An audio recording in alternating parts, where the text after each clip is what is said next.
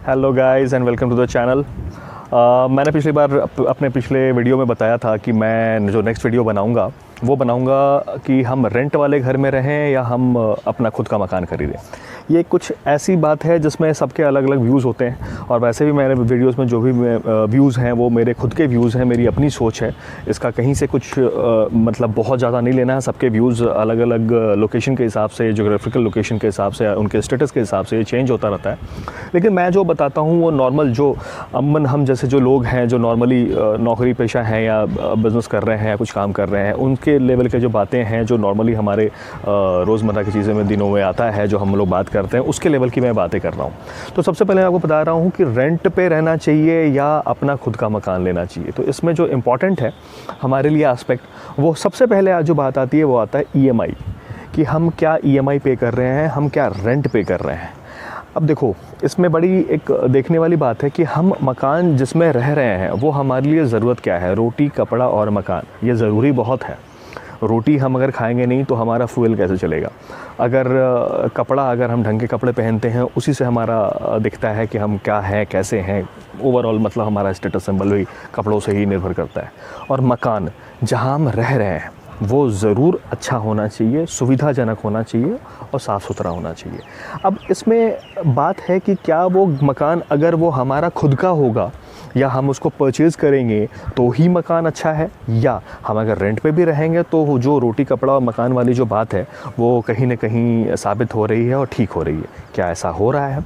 तो इसके ऊपर मैं आपको आगे बताने वाला हूँ। तो इस वीडियो के अंत तक बने रहें और इस चैनल को अगर सब्सक्राइब नहीं किया है तो प्लीज़ सब्सक्राइब ज़रूर करें और लास्ट तक वीडियो को देखें। अगर आपको अच्छा लगे तो लाइक करें, कमेंट करें और शेयर ज़रूर करें।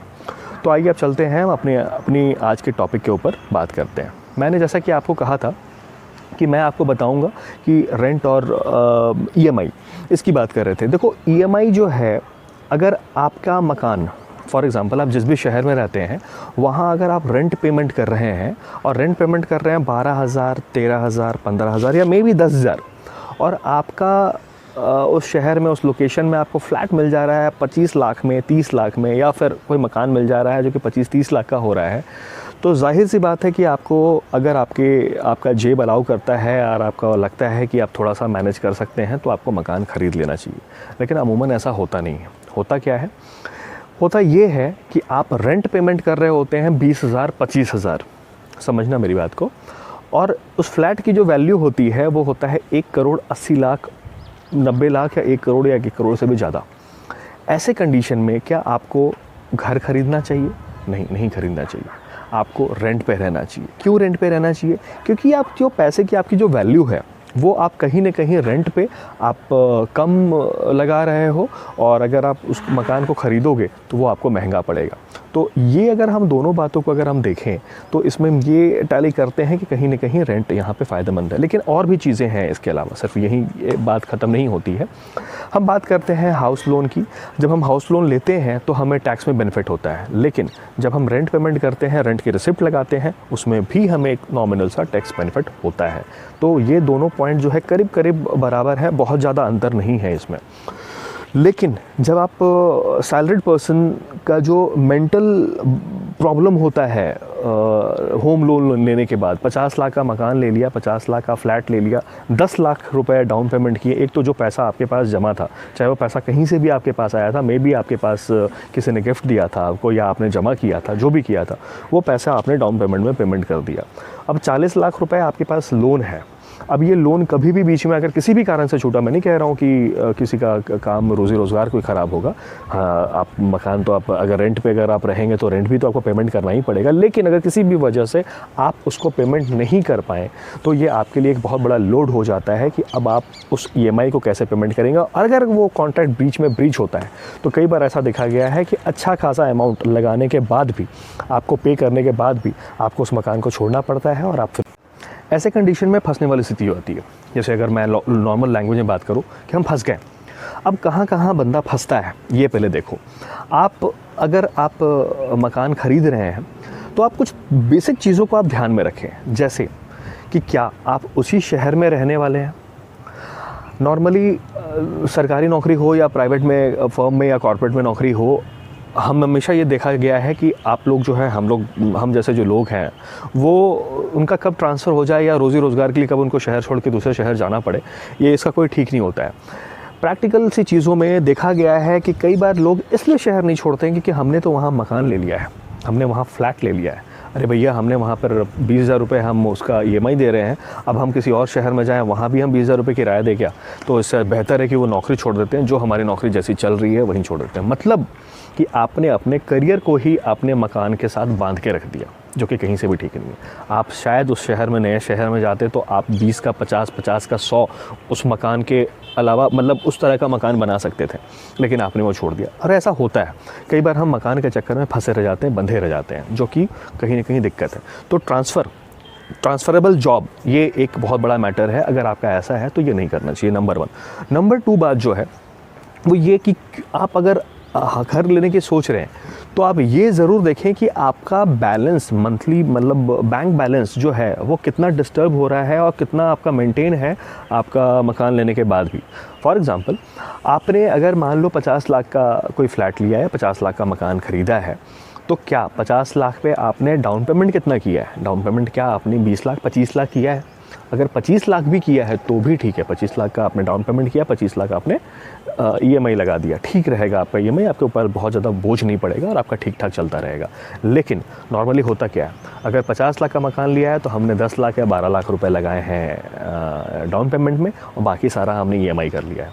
सर, अगर आप नॉर्मली अभी पोस्ट कोविड या प्री कोविड के हिसाब से भी अगर आप देखें, नॉर्मली शहरों में आपको रेंट के मकान अभी फ़िलहाल तो बहुत सारे खाली मिल रहे हैं, और आप अगर अच्छा नेगोशिएट करते हैं तो आपको अच्छी सोसाइटी में, अच्छे जगह पे आपको अच्छा फ्लैट बड़े ही कम कीमत में मिल जाता है, कम रेंटल में मिल जाता है, जो कि EMI के लिए आपको अधिक देना पड़ता है।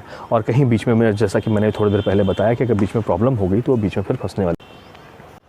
आप डेली बेसिस पे अगर आप देखेंगे तो आप पाएंगे कि अखबार अगर आप उठाएं तो आप देखेंगे कई सारे रेंट पे आपको मकान मिल रहे हैं। और अगर आप मकान मालिक की स्थिति अगर देखेंगे तो बहुत सारे मकान मालिक ऐसे हैं जिन्होंने रेंट पे मकान देने के लिए ही फ्लैट ख़रीदा था या मकान बनवाया था कि हम उसे रेंट पे देंगे, और वो दे नहीं पा रहे हैं। उस स्थिति क्या हो रही है कि कई सारे लोग जो हैं आज शहर छोड़ के जा रहे हैं या फिर दूसरे शहर में जा रहे हैं, जो भी रीज़न है मैं उस पर अभी डिस्कस नहीं करूँगा। लेकिन इसके कारण हो क्या रहा है कि रेंट का जो वैल्यू है हर शहर में कम हुआ है, चाहे बड़े से बड़े शहर में आप चले जाएं या छोटे से छोटे शहर में चले जाएं, रेंट की जो वैल्यू है वो कम हुई है, क्योंकि मकान अधिक बन गए हैं, मकान खाली हैं, लोग जो हैं अब कॉम्पैक्ट होकर, कई लोग अपने अपने गांव में, अपने शहर में वापस जा रहे हैं, तो वहाँ सोच रहे कि वहीं हम छोटा मोटा काम कर लेंगे। तो फिलहाल तो स्थिति ये है कि रेंट की वैल्यू काफ़ी गिर गई है। अगर आप हर शहर का अगर आप देखें तो रेंट की वैल्यू गिरी ही है, बढ़ी नहीं है कहीं पर भी। लेकिन EMI मकान एक लेवल से ज़्यादा जो है आपको वो नहीं घट सकता है, क्योंकि रूढ़ी बजरी ये सामान जो है ये भी तो महंगे हो गए हैं, तो वो नहीं घटा सकते हैं, वो मकान को उस लेवल पे ही बेचेंगे। और सस्ता मकान अगर आपको मिल भी गया है तो वैसी सोसाइटी नहीं मिलेगी, वैसे लोग नहीं मिलेंगे आसपास, वैसे पड़ोसी नहीं मिलेंगे आपको जहां आप रहना चाहेंगे। कई बार ये देखा गया है कि मकान के साथ होता है हमारा इमोशनल एस्पेक्ट, कि हम अपना मकान बनाएंगे तो उसे इस तरह से संवारेंगे, इस तरह से रखेंगे, लेकिन क्या हम हमेशा मकान लेके उस तरह से कर पाते हैं?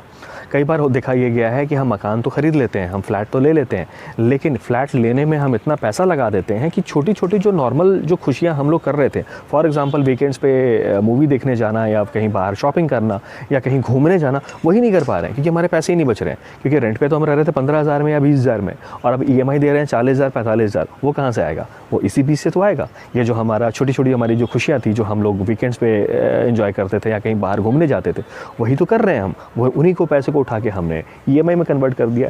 ये कहीं से भी हमारे पास जीने का मकसद नहीं होना चाहिए। हमने हमारी मैक्सिमम ज़िंदगी जो है इन्हीं कटौती में करके, अगर आपने एक फ़्लैट बना भी लिया तो अब बुढ़ापे में हो सकता है वो फ्लैट जर्जर हो जाए, वो फ्लैट, वो घर, जो मकान जो है वो कमज़ोर हो जाए, आप अपनी खुशियाँ ही इंजॉय नहीं कर पाएंगे, तो आप क्या करेंगे फिर आगे? तो ये एक एस्पेक्ट है, लेकिन इसका कहीं से ये मतलब नहीं है कि आप मकान नहीं खरीदें। आप मकान ज़रूर खरीदें, रेंट पे रहना भी ठीक नहीं है, लेकिन एक पर्टिकुलर एज में आने के बाद आपको जब ऐसा लगे कि आपने अच्छा खासा पैसा बचा लिया है, बना लिया है, कई बार आपके पास पेरेंटल लैंड होता है, पेरेंटल मकान होता है, अगर आप वहाँ नहीं रहते हैं लेकिन कई बार वो आपको मिलता है, आपको कहीं ना कहीं उसकी कुछ बेनिफिट्स आपको मिलते हैं, तो उसमें कुछ पैसे मिला के कुछ करके आप एक एज के बाद, आपको जब ये फिक्स हो जाए कि आपको इसी शहर में बसना है, रहना है, बच्चे भी अब कंफर्टेबल हैं, आप भी कंफर्टेबल है, आपको रहना है, उस वक्त आप लें। मकान के रेट में फ़र्क पड़ेगा, तो भी कोई दिक्कत नहीं है। इन्फ्लेशन जो है वो हर तरह से रहेगा। आपने रेंट में भी आपको बढ़ना था, आपको ईएमआई में बढ़ना था, आप पैसे जोड़ के आप वहाँ रह लिए तो भी आपको परेशानी हो सकती है, बहुत सारी चीज़ों का सामना करना पड़ सकता है।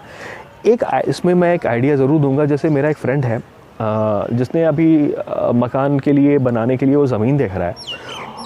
उसका वो आइडिया मेरे को कहीं ना कहीं बहुत ही अच्छा लगा। उसका ये सोचना है कि मैं मकान लूँगा या बनाऊँगा ज़मीन के ऊपर, और ज़मीन का जो नीचे का जो पोर्शन होगा उसमें दुकानें बनाऊँगा। 1-2 शटर की दुकानें बना दी, ऊपर 2-3 कमरे का मकान बना दिया, और नीचे चाहे एक मकान बना के रेंट पे दे दिया, या फिर दुकान खोल दी, खुद का कोई दुकान खोल दिया, खुद का कोई इन्वेस्टमेंट कर दिया, खुद का कोई बिज़नेस चला लिया, और ऊपर में हम रह रहे हैं। ये कहीं से भी कुछ गलत नहीं है। या वाइस वैसा कर लिया, ऊपर हमने कुछ बिज़नेस कर लिया, जैसे भी आपको आपकी सहूलियत के हिसाब से। तो अगर आप ऐसा कर सको तो ये बहुत ही अच्छा मोड होता है, ख़ास करके छोटे शहरों में। छोटे शहरों में इस तरह की चीज़ें काफ़ी चलती हैं, है ना। तो अगर ऐसा कर सकते हो तो आप करो, इसमें कोई गलत नहीं है। आप नीचे आप दुकान रेंट पे दे सकते हो, दुकान में आप खुद ही कुछ छोटा मोटा काम शुरू कर सकते हो, और आप क्योंकि उसी मकान में रहोगे तो हमेशा से दुकान और मकान आपका एक ही रहेगा। तो ये कुछ बातें थी जो मैं अपना शेयर करना चाहता था। ओवरऑल अगर मैं बोलूँ तो मेरे लिए ये रहेगा कि पैसे का लोड लेके ईएमआईज़ पे, बहुत बड़ी ईएमआईज़ पे मकान नहीं लेना चाहिए। ये फ़ायदेमंद नहीं होता है, घाटे का सौदा होता है। बहुत सारे मैंने आपको वीडियोज़ और एक्सेल्स तो नहीं दिखाया क्योंकि मैं कंफ्यूज नहीं करना चाहता था। मैं प्रैक्टिकल से 2-4 बातें बताई हैं आपको जो मुझे लगा कि ऐड करना चाहिए। तो अगर आपको ये वीडियो अच्छा लगा तो प्लीज़ इसे लाइक करें, शेयर करें और सब्सक्राइब ज़रूर करें। Thank you very much.